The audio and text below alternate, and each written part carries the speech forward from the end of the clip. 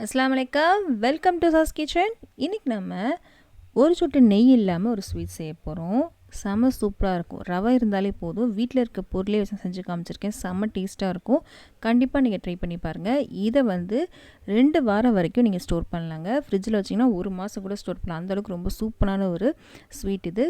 ஈஸியாக செஞ்சிடலாம். ஒரு 5லேருந்து ஒரு 10 நிமிஷத்துக்குள்ளே செய்யக்கூடிய ஒரு ஸ்வீட் தான். ஆனால் வாயில் போட்டோன்னே கரையக்கூடிய ஒரு ஸ்வீட்டுங்க.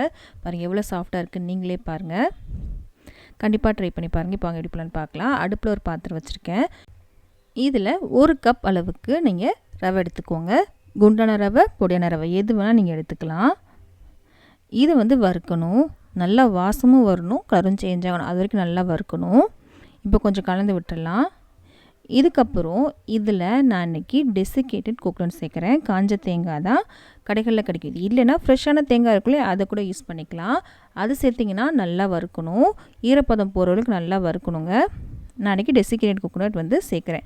இது சேர்த்தா சூப்பராக இருக்கும் டேஸ்ட்டு. இது இல்லைனாலும் ஸ்கிப் கூட பண்ணிக்கலாம். அது உங்கள் விருப்பம் தான். உங்களுக்கு தேங்காய் சேர்க்க விருப்பம் இல்லைன்னா அது கூட நீங்கள் ஸ்கிப் பண்ணிக்கலாங்க. இதையும் சேர்த்து நல்லா வறுக்கணும்.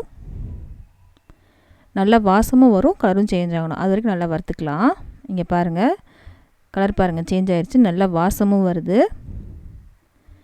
இப்போது இதில் நான் இன்றைக்கி நட்ஸ் இருக்கு இல்லையா, அது சின்ன சின்னதாக கட் பண்ணி வச்சுருக்கேன். பாதாமையும் பிஸ்தாவும் நான் கட் பண்ணி வச்சுருக்கேன்.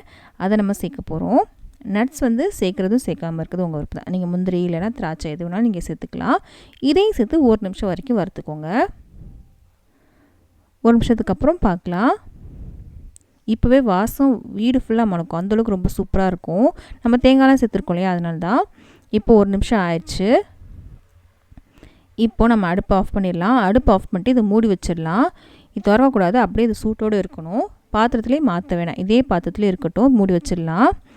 இப்படியே இருக்கட்டும். இப்போ அடுப்பு ஆஃப் பண்ணிட்டேன். இப்போது இன்னொரு பாத்திரம் எடுத்திருக்கேன். இதில் 2 கப் அளவுக்கு பால் எடுத்துக்கலாம். நீங்கள் காய்ச்சின பால், காய்ச்சாத பால் எதுனா நீங்கள் எடுத்துக்கலாம். இப்போ நான் எடுத்துக்கிறது காய்ச்சாத பால் தான் எடுத்திருக்கேன். இப்போ 2 கப் சேர்த்துருக்கோம். 1 கப் ரவைக்கு 2 கப் அளவுக்கு பால் சேர்க்குறோம். இந்த பால் கொஞ்சம் பொங்கி வரட்டும். இங்கே பாருங்கள், பால் நல்லா பொங்கி வர ஆரம்பிச்சிருச்சு. இந்த ஸ்டேஜில் ஒரு 1/2 கப் அளவுக்கு நம்ம சர்க்கரை எடுத்துக்கலாம்.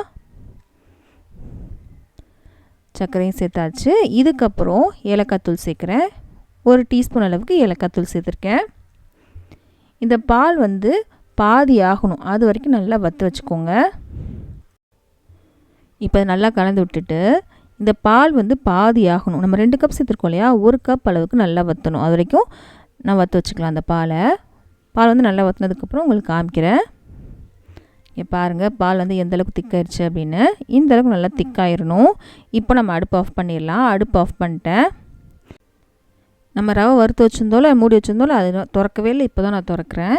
இந்த சூட்டோடு இது இருக்கணும். இந்த ரவை இப்போது இந்த பால் நல்லா சூடாக இருக்கு இல்லையா, இந்த சூட்டோடையே நம்ம சேர்த்துடணும் இந்த ரவையில். இப்போ பார்க்கும்போது பால் ஜாஸ்தி இருக்க மாதிரி இருக்கும். உங்களுக்கு கலந்து விட்டு ஒரு 2 நிமிஷத்துலேயே உங்களுக்கு கரெக்டாக வந்துடும். இப்போ நல்லா கலந்து விட்டுடலாம். அந்த பாலை எல்லா ரவையிலும் இருக்க மாதிரி நல்லா கலந்து விட்டுடலாம். பாருங்கள், பால் ஜாஸ்தி இருக்க மாதிரி இருக்கு இல்லையா, இதை அப்படியே மூடி வச்சிடலாம் ஒரு 5 நிமிஷத்துக்கு. 5 நிமிஷத்துக்கு அப்புறம் பார்க்கலாம் எப்படி இருக்குது அப்படின்னு. இப்போ ஒரு 5 நிமிஷம் ஆயிடுச்சு. இப்போ பாருங்கள் எப்படி இருக்குது அப்படின்னு.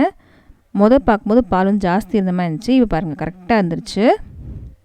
இப்போ அதை நல்லா கலந்து விட்டுடலாம். நல்லா கலந்து விட்டாச்சு.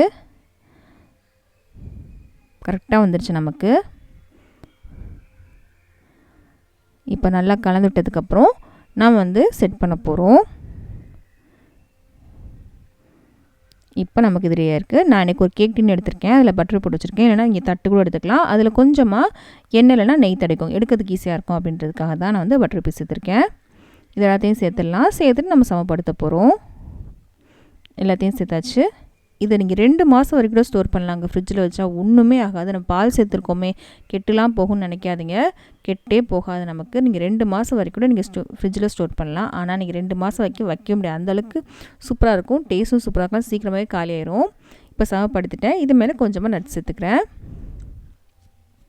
பாதாம் பிஸ்தா நான் கட் பண்ணி வச்சுருக்கேன். அதை நம்ம சேர்த்தாச்சு.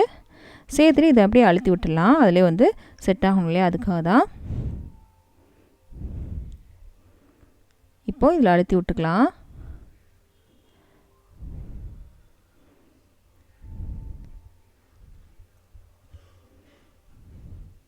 அழுத்தி விட்டாச்சு. இதை வந்து ஒரு அரை மணி நேரத்துக்கு அப்படியே விட்டுருங்க. வெளில வச்சிங்கன்னா ஒரு அரை மணி நேரம் விடுங்க. ஃப்ரிட்ஜில் வச்சிங்கன்னா ஒரு 5 நிமிஷத்துலேயே செட் ஆயிரும். நான் இப்போ ஒரு அரை மணி நேரம் வெளிலே வச்சுக்கிறேன். செட் ஆகட்டும். அரை மணி நேரத்துக்கு அப்புறம் உங்களுக்கு காமிக்கிறேன். இப்போ அரை மணி நேரம் ஆயிடுச்சு. பாருங்கள், சூப்பராக செட் ஆகி வந்துருச்சு. இதை நம்ம டிமோல்ட் பண்ணிடலாம். அப்படியே தட்டில் கவுத்திடலாம். இன்னொரு பிளேட் வச்சு இதையும் டிமோல்ட் பண்ணிக்கலாம். நம்ம நட்ஸ் எடுத்து மேலே வரணும் இல்லையா, அதுக்காக தான். எடுத்துட்டேன். இப்போ நம்ம இதை கட் பண்ண போகிறோம். உங்களுக்கு எந்த ஷேப்பில் வேணாலும் நீங்கள் கட் பண்ணிக்கலாம். நெய்யே யூஸ் பண்ணாமல் ஒரு ஸ்வீட் செஞ்சுருக்கோம். இது 2 மாதம் வரைக்கும் ஸ்டோர் பண்ணுங்கள். அந்தளவுக்கு ரொம்ப சூப்பராக இருக்கும். கண்டிப்பாக ட்ரை பண்ணி பாருங்கள். எல்லாத்துக்கும் ரொம்ப பிடிக்கும். எல்லாமே வீட்டில் இருக்க பொருட்கள் தான். கண்டிப்பாக ட்ரை பண்ணி பார்த்துட்டு எப்படி இருந்து மறக்காமல் சொல்லுங்கள். இந்த வீடியோ பிடிச்சிருந்துச்சுன்னா ப்ளீஸ் லைக் பண்ண மறக்காதீங்க. அப்போ தான் இந்த வீடியோ நிறைய பேருக்கு ரெக்கமெண்ட் ஆகும். உங்கள் ஃப்ரெண்ட்ஸ்க்கும் ஃபேமிலிஸ்க்கும் மறக்காமல் ஷேரும் பண்ணிடுங்க. நம்ம அடுத்த வீடியோவில் சந்திக்கலாம்.